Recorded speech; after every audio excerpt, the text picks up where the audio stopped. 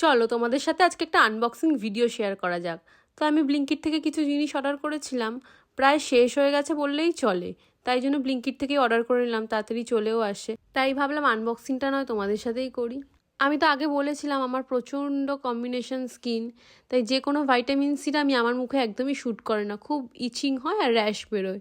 কিন্তু এই dot and কির সিরামটা দেখলাম, দুটো ফাইল ইউজ করলাম, বেশ ভালো, তাই ওটা একটা অর্ডার করে নিয়েছি।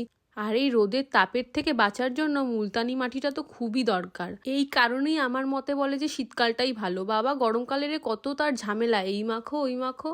এখানে নিয়ে নিয়েছি দুটো সানস্ক্রিন। আমার যেহেতু খুব অয়েলি স্কিন, তাই আমি এই ডট অ্যান্ড কির সানস্ক্রিনটা ইউজ করি। এটা খুব লাইট ওয়েট।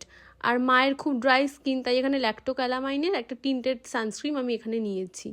আমি এখানে তোমাদেরকে সোয়াচ করে দেখাচ্ছি।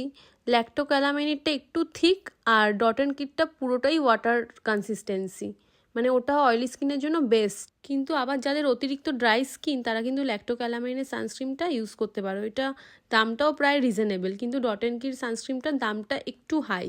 কিন্তু এই দুটোরই SPF কিন্তু 50।